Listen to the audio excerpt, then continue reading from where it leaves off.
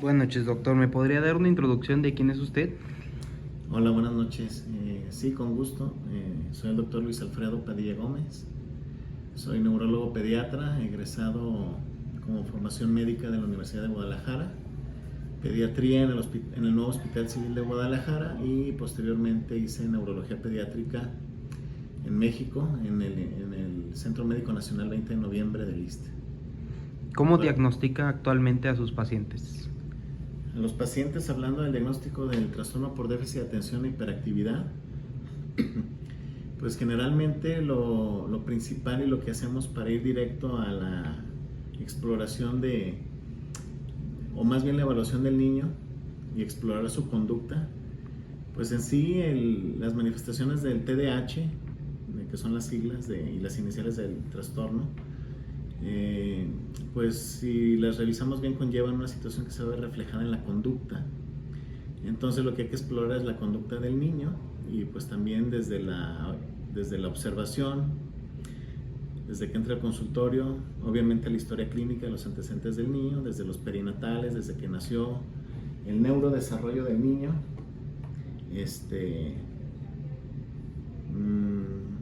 su neurodesarrollo, el comportamiento que ha tenido a través de los años. Obviamente los papás nos van a dar muchos de los datos, refiriéndonos situaciones preocupantes para ellos, y no solo para ellos, si son niños que ya están en el ambiente escolar, que es cuando generalmente se puede hacer el diagnóstico a partir de los 6 años, por la edad madurativa, pues vemos que generalmente hay quejas tanto escolares como en casa de que el niño no tiene un buen comportamiento, por así decirlo, un comportamiento adecuado, que no quiere trabajar, que es lento para trabajar, no cumple con sus tareas en la mayoría de los casos, se le dificulta aprender, se distrae fácilmente y distrae a los demás, el niño no se está quieto, no se puede estar en paz, está constantemente en movimiento o habla mucho, etc. Entonces, estos datos que acabo de mencionar, entre otros, se han descrito, en otros casos se han hecho tipo encuestas o tipo criterios clínicos que les llamamos también, y hay diferentes autores que los han propuesto, como es el caso de la famosa escala de Conners, que es la más clásica, el cuestionario de Barrios, los criterios que se integran en el manual para los trastornos mentales, como que le conocemos como el DSM-4, DSM-5, según la edición que vayamos avanzando. Entonces aplicamos esos criterios y esas encuestas.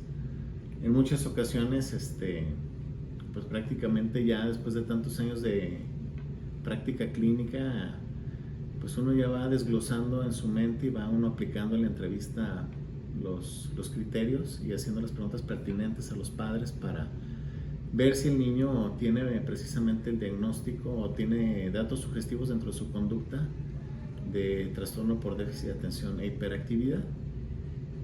Es decir, al final, hasta ahorita,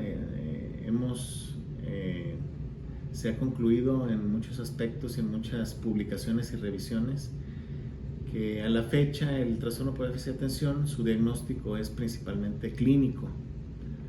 No tenemos estudios de laboratorio ni estudios de gabinete que todavía sean muy precisos para lo del déficit de atención. En algunas ocasiones se pueden, pues no sé, solicitar algunos estudios de resonancia magnética funcional, y pues hay datos ahí que pueden sugerir el diagnóstico, pero no pueden definirlo como tal.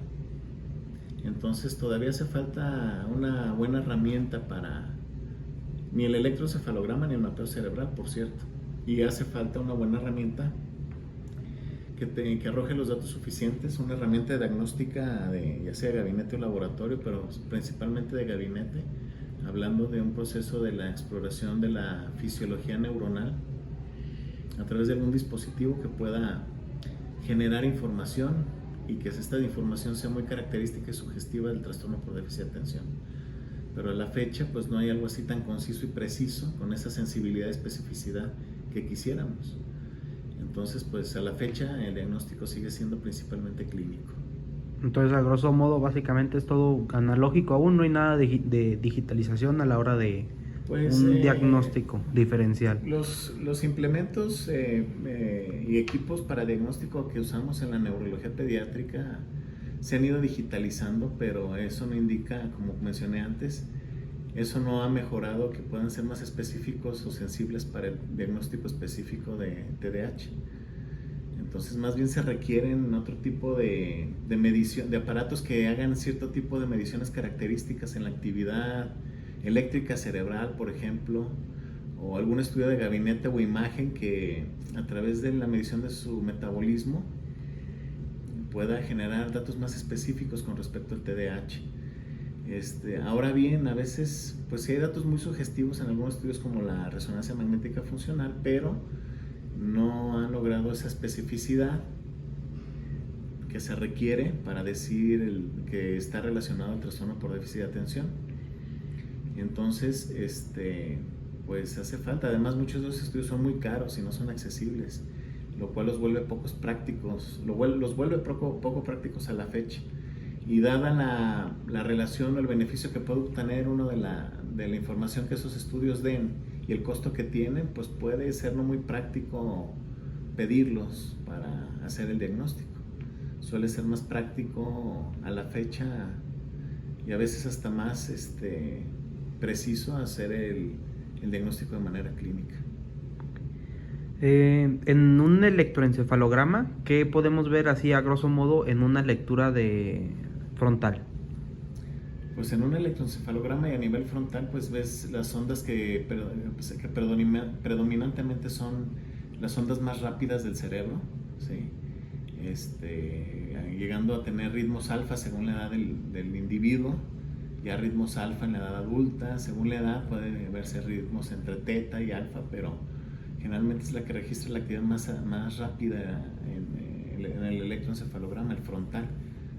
Principalmente es donde predomina el ritmo alfa, ¿no? Y sí, puede haber cambios, sí se han descrito cambios en el electroencefalograma en niños e individuos ya diagnosticados con déficit de atención o que se sospecha que tienen déficit de atención. Sí ha habido por ahí artículos o literatura que ha descrito ciertos cambios, más no muy específicos, en el electroencefalograma, como algunos ritmos rápidos o más bien ritmos lentos superpuestos a nivel del frontal. Otros autores han encontrado curiosamente ritmos rápidos desorganizados a nivel del frontal precisamente. Sin embargo, estos datos pues, pueden ser sujetos de situaciones incluso fisiológicas o de cambios del ritmo cerebral conforme a las edades. Además de que no se han encontrado estos hallazgos en todos los pacientes con TDAH. Vaya, lo que acabo de mencionar han sido hallazgos esporádicos, ¿sí? Y no ha podido recolectarse ese tipo de datos en, por así decirlo, la mayoría de los pacientes con TDAH como para decir que son muy específicos o sensibles para el trastorno por déficit de atención. Okay. Y en cuanto a las lecturas temporales, ¿qué podemos ver en ellas, tanto izquierda como derecha? Pues, bueno, ¿estás hablando de este electro? No, de un electro en general, o sea, ¿de qué podemos ver? Electroencefalograma convencional. Sí. Sí, pues generalmente ahí ya disminuye la velocidad del ritmo en los temporales, ¿sí? Se puede encontrar un mayor voltaje también, una mayor amplitud. ¿Sí? Generalmente deben ser homogéneos entre ambos lóbulos temporales. Puede haber alguna diferencia en la amplitud entre los hemisferios cerebrales o entre cada lado del cerebro. Es permisible que haya un 10% de diferencia de la amplitud de las ondas cerebrales, pero en los lóbulos temporales también debe haberse un ritmo homogéneo, un ritmo constante, mayor voltaje que en los frontales, obviamente. Conforme vamos hacia las partes posteriores del cerebro vamos a encontrar mayor voltaje, sobre todo, y esto es más notorio en los niños. Entonces, es lo que generalmente encontramos en los lóbulos temporales. Una actividad que generalmente es de predominio en rangos teta. ¿Sí? ¿Qué es lo que alcanza a apreciar en nuestras señales? Ahora sí, ya hablando de nuestro electro. Sí, me ha parecido interesante que me hayas mostrado tú, Diego, tu trabajo que has venido haciendo para tu trabajo de tesis para graduarte de la carrera, y la verdad desde que me lo mostraste en un principio se me ha hecho muy interesante porque del dispositivo que ustedes pudieron registrar, mediante el cual ustedes pudieron registrar actividad cerebral o potenciales de actividad cerebral. Es evidente que pues sí, lo que tú me muestras que realizaron, por ejemplo, aquí el registro en pacientes, por así decirlo, neurotípicos o que no tienen trastorno por déficit de atención o hiperactividad, sí se ve un patrón, una línea de base donde se originan los potenciales de acción, por así decirles, como porque son ondas que registran actividad eléctrica, y pues es un patrón homogéneo, de un grosor homogéneo también, y a partir de esa línea de base se observa cómo hay una amplitud de las ondas fluctuante, pero una fluctuación equilibrada, ¿sí? Con ciertos trenes de ondas que son intermitentes, pero todos ellos tienen un mismo patrón y espacio entre las ondas, ¿sí? A diferencia, por ejemplo, de lo que encontramos en lo que me habías mencionado, que aquí tiene el registro de los pacientes que tienen datos sugestivos o incluso diagnóstico de trastorno por déficit de atención, donde incluso desde la línea de base se observa un patrón desigual en su grosor, ¿sí? Tendiendo conglomerado, viendo aquí un cierto tipo de conglomerado del voltaje, aquí a nivel de la línea de la base. La misma línea de base es heterogénea, es muy fluctuante, y también lo son, pues obviamente ya las ondas que registran más directamente la actividad cerebral. A diferencia de este lado, pues vemos que, como decíamos, una fluctuación más tenue, y aquí es una fluctuación muy marcada, ¿sí? Con conglomerados aquí, desorganizados. Incluso no hay un patrón intermitente como en este lado, ¿sí? Constante, homogéneo, más o menos homogéneo, ¿sí? Es un patrón muy desorganizado de los trenes de onda, un patrón evidentemente desorganizado que ustedes mismos pueden estar observando en este video. Ustedes mismos se darán cuenta de cómo todos estos tres registros que son de personas que no tienen TDAH tienen un mismo patrón, un patrón muy similar. Y bueno, perdón, más bien es el registro que se presenta en tres diferentes secciones, y es totalmente distinguible las diferencias de los patrones de amplitud de onda, del grosor de la línea de base, de las fluctuaciones de las amplitudes de las ondas, los trenes de onda o las agrupaciones, cómo se agrupan esas ondas de amplitud, que dan la amplitud de la actividad, cómo se aglomeran aquí en este caso de manera muy desorganizada, y aquí cómo tienen un patrón más organizado. Y sí, definitivamente está muy interesante porque sí es notoria la diferencia. ¿Usted ve alguna aplicación clínica real a nuestro proyecto? La percibo, sí, definitivamente es perceptible que habiendo este tipo de patrones que se ven diferentes en cada caso en particular entre individuos que tienen déficit de atención y entre los que no tienen, definitivamente sí es interesante, me llama mucho la atención, y creo que cualquiera de mis colegas neuropediatras nos llamaría mucho la atención este tipo de datos que han recolectado, de resultados. Y sí, definitivamente lo que emociona y lo primero que viene a la mente es el entusiasmo de esto, llevarlo a la práctica clínica, y ahora sí tener un instrumento, una herramienta que de veras nos pueda apoyar en definir fisiológicamente los patrones que podemos encontrar en el registro de la actividad cerebral entre las personas que tienen TDAH y las que no lo tienen, pero principalmente para diagnosticar a las que lo tienen, obviamente. ¿Usted ve áreas de oportunidad de que podamos mejorar en nuestro proyecto? Claro, por supuesto. Muchas áreas de oportunidad, siempre y cuando, pues obviamente, este proyecto se somete a los protocolos metodológicos adecuados para tener validez y generar pues una confianza en los resultados, y que los resultados sean fiables para poder garantizar que este instrumento efectivamente puede dar datos muy específicos para el diagnóstico del déficit de atención. Definitivamente sí es un proyecto muy loable para intentar tener este instrumento que es lo que se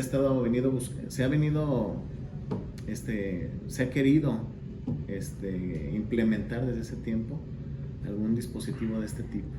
Ojalá y se logre, pero los resultados que están obteniendo hasta ahorita suena muy prometedor y se ve muy prometedor. Y ya por último, ¿usted usaría este programa, software, dispositivo para ayudarlo en su trabajo día a día para diagnosticar pacientes? Sí, claro, una vez bien comprobados los resultados, claro que sí, definitivamente. Definitivamente, dentro del seguimiento que amablemente me has mostrado y me has hecho partícipe de observar tu desempeño en tu trabajo de tesis. La verdad creo que van por buen camino. Hay que asesorarse por buenos metodólogos en la investigación para tener un buen análisis de resultados y que estos pues sean bien, ¿cómo se puede llamar? Bien sopesados y bien analizados para que, siendo bien comprobables, pues van a tener la solidez necesaria para implementarse en el ámbito clínico. Muy bien, pues sería todo. Muchas